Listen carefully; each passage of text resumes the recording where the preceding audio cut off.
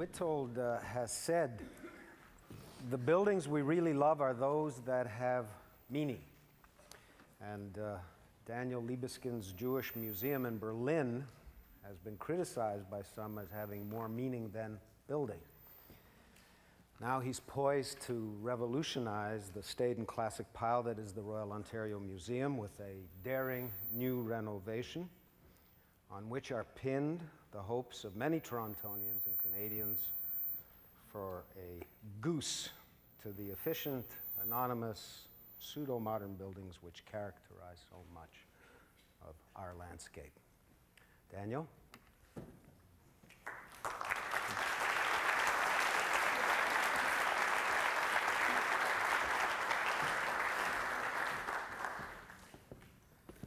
Thank you.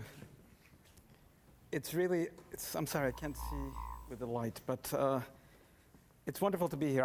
We're actually here to sign the contract to begin our work on the ROM. And as I was thinking about our speakers here and looking at the stage, a very emblematic stage threatened by these plastic military figures, the cleaning detergents, the central piano here with the microphones, and the computer with the stoplights for the speakers. So I thought, this is really the right stage. Interesting people, a very interesting commentary on what threatens the world today. And at the same time as I think about it, architecture is one of the few truly constructive responses to the threats, to the propagandas, to the materialism that has developed into what we now see as the world picture. And yet, architecture is not really just a picture. I didn't bring any slides. I didn't bring any images. Too often, I think people think architecture is just like a picture. Whatever can be put into a frame, whatever can be framed, and whatever excludes those things we don't really want to think about, know about, is architecture. And yet, it isn't. I think architecture, as I have experienced it, and I'm not an expert on it, I've been in practice for only 12 years. The Jewish Museum is my first building. I'm just completing the third building, which is the Imperial War Museum, and very excited. And of course, now I'm very busy on many buildings, but it is so exciting to be in this fantastic city to build a new museum, which is also a renovation, a transformation, I should say, of a great historical institution. Now, I do beg to differ with Witold, who's a colleague also, that architecture isn't just the same eternally, that art does not progress, that everything is sort of in a circle, in a cycle. Because I think there is, let me use this word, which has not been which is not very popular today, the word progress. I think there is progress, but it's very, very, very, very microscopic. You can hardly see it in the world, and yet I think spiritually, culturally, one desires to make a difference, to change some things, not to have the world and its ethics and its architecture and its view of people and reality simply stay as the same. I think all cultures have had this tremendous passion to try to move architecture, and I'm speaking now about architecture, just a little bit forward. Now, if you think of the weight of the pyramids, of the Babylonian temples, we think of Egypt in some way by looking at those machines for transcendence. We don't understand them. Who would ever understand such a pile of stone with that sharp tip pointing to the sun? And yet we feel something about Egypt. We understand it intuitively. We understand it in difference to what happened with the Greek temples, with Japanese temples, what happened in China. And of course, as Flaubert pointed out, there are not four orders of architecture, the Palladian and the da-da-da-da. He said, there's the Armenian and the African and the Indian and the Hindu. And I think that's important to remember, that the world is a bigger picture than that world which we've inherited. And I think we are now aware of it from the images we saw, as a kind of a fatality, I would say, of putting together things which show the gap that exists between them, which is the facade of history, the kind of reference to legitimacy, power, authority on one hand, and on the other hand, the utility which hides behind it, the sort of use, functionality of the buildings. And I think we all have inherited this view, which I from the very beginning, whenever I thought about the world, I thought that's a duplicitous view. It cannot simply be a dialectic in that simplified way between, on the one hand, buildings as utilitarian objects, consumer items, aerosol spray cans, whatever they are, to be used and thrown away on one hand, and architecture with a big A, seen as a monument, a relic, something that belongs in a cemetery or is a ruin.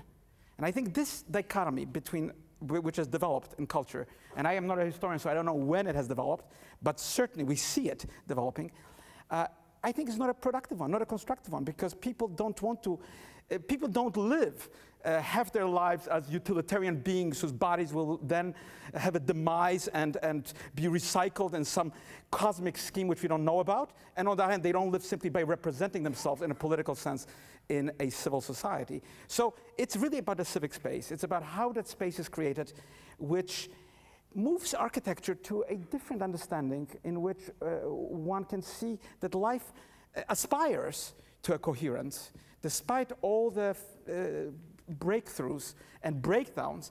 Life aspires to a coherence, to something which shows itself also in architecture. And I have always thought, and the ROM is really also a challenge in that sense, that architecture is not just about the new, because it always is already part of an existing environment.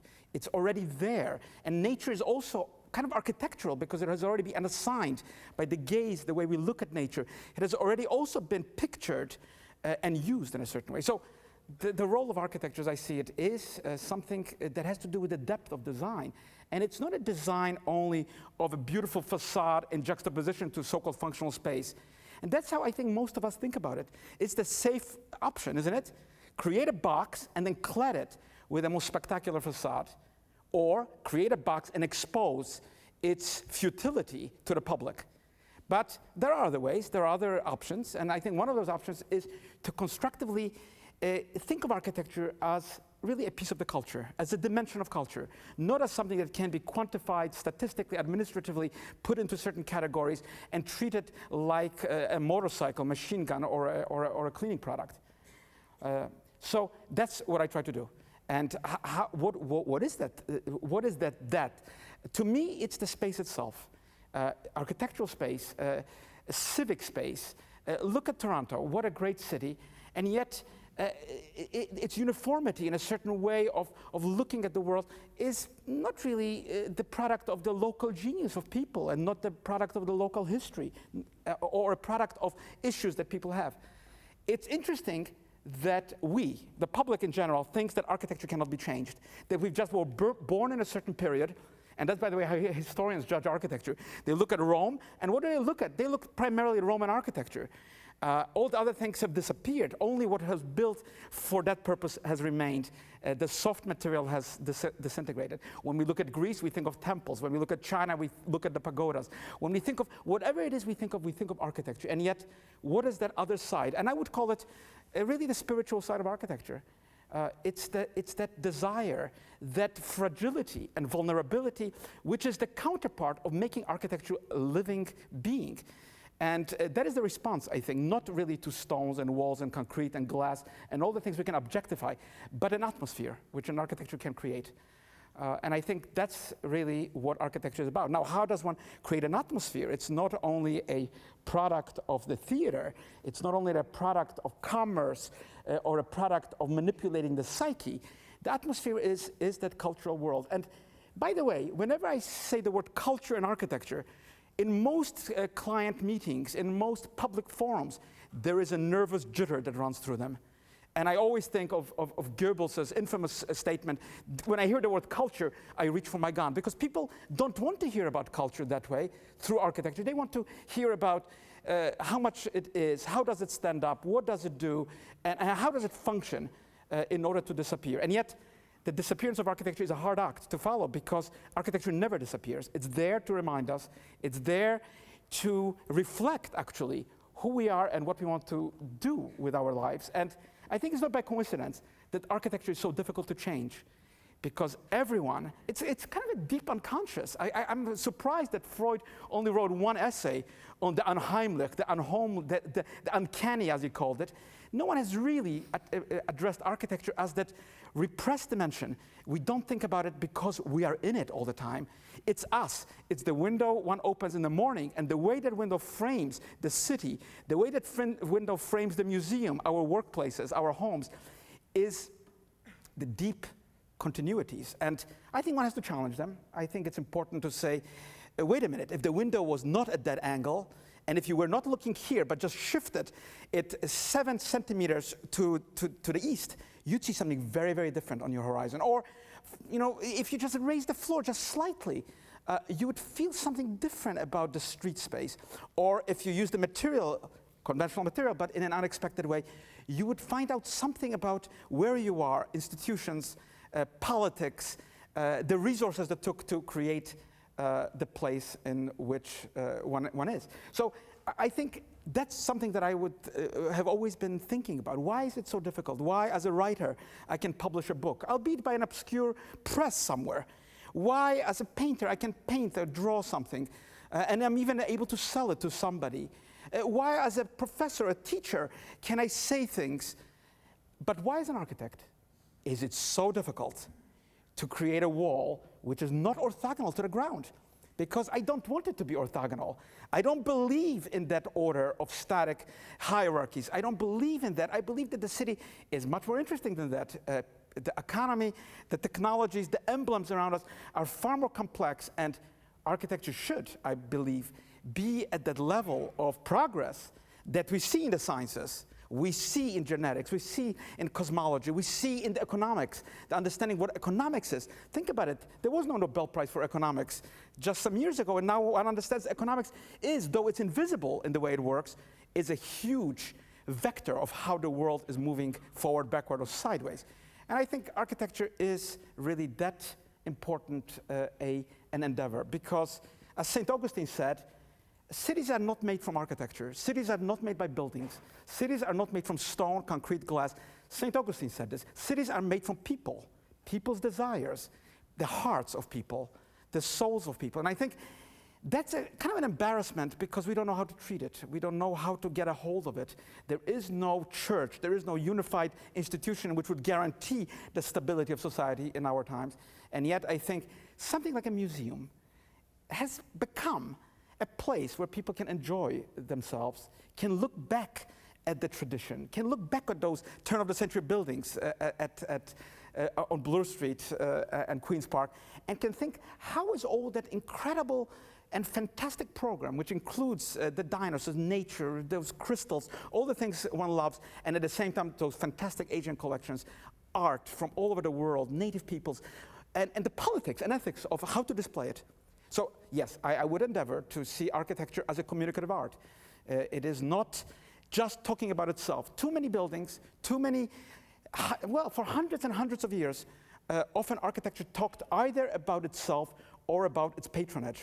It reflected the patrons. And I think it shouldn't. I think it should, of course, the patrons are good because we wouldn't have buildings without them, but it has to reflect also the public political space of the city. And that space is always contested. It's always in struggle. It's always being challenged. It's a dynamic space which I believe needs an architecture of the 21st century. And I in my endeavor to address the program of the RAM, it is not just to create a standalone building, which is just kind of a wow and whatever people would say about it, but to show the difference, the connection, the unexpected adventure one has when one moves from the turn-of-the-century building to the 1930s building to the street today, and how the streets around it have changed, and how the building, by the way, and that's very important, is not merely a response to its context. That's very important because so many people think, oh, there is a context, just put something into it and make it contextual. But that's not how context is created.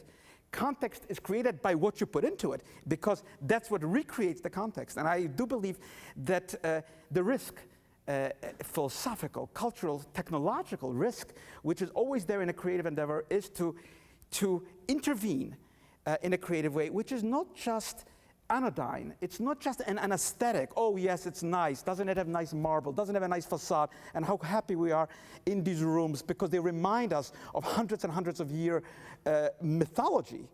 I would like a building to be a building that tells another kind of story. a story which links the workplace, the culture of today to that legacy. And how does a building tell a story? Well, a building cannot be with words. Of course, you can write something in a catalog, you can write articles about it, you can have critics. And by the way, Herschel's very appropriate critique of critics, I think is interesting because people, everybody is an expert in architecture. And I think it's great. Not only the critics who write for the papers, but every single person, every single citizen is an expert because everyone has the experience of living. And yet, where does one live? We live in an environment that is created long before us, and even if the house was built yesterday, it looks like a house built 1,000 years ago. Now, we would not settle for reading simply literature 1,000 years ago, although it'd be nice, I think.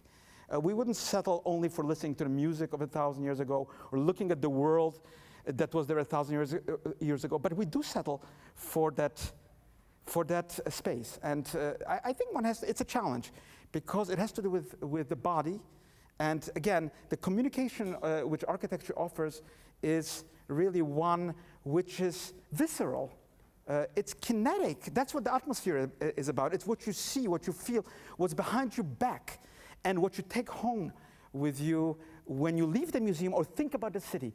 And I've always said, what a marvel that a single small building could sometimes transform an entire way a city has looked before. Look at Frank Lloyd Wright's Guggenheim Museum in New York. The first building that broke with the block. Everybody in New York assumed that New York is a very practical, very good city. Everything will always be the same. Frank Lloyd Wright just put a circle into it, threw a loop into it, and God, it changed New York. Diagonal cuts through streets now, diagonal skyscrapers, and the city will change. Not fast enough for my taste, but it will change. But that's really the capacity of architecture and iconic power. And this conference is called IdeaCity. Think of what an idea is. It's not just something intellectual. It's not just something you can verbalize and articulate in words. It's what you sense. That's the icon. That's the eidos and the icon together in the idea. And I think that's the beauty of architecture and the beauty to struggle for it. And sometimes it's even good to fight for it, to have the opposition that one always has when one changes a door, when the floor is just different, when the expectations are transformed. And yet I think that is really the creative aspect. And I have to say, this is such a nice forum because it says, don't prepare a speech, do whatever you want. What was on my mind? And I read that. It said to me, Mr. Libeskind, what was on your mind? You can talk about that. I have to tell you, what was in my mind today when I came here is why I'm here, because I should be back in Berlin. For a simple reason that I'm actually now directing an opera. Now, how did I get myself into it? I have no idea. The opera is opening in 1 week. It's Messiaen's St. Francis of Assisi. People say, how does a Jewish person in Berlin, in Germany, undertake not only to do the scenography, the staging, the lighting, the costumes, the entire production, but how does one get oneself to direct and be responsible for the staging of this very complex contemporary tale? Well, I won't go into it, but I am involved in it, and that has brought me really to think about the creative process, because I have never directed an opera. I don't really know how difficult it is to move singers who look at their watch and say, now it's 6 o'clock, Mr. Libeskind, our union rules mean that we have to go home now. And I'm in the middle of a scene of the stigmata. But that, I think, is the right thing. It's the notion that love, not only in St. Francis and in the Christian faith, but the love for the craft, for doing something, is the overriding participatory moment. And I think all people should be able to participate in that world. And I think that's what I hope to accomplish in RAM and in my other projects. Thank you.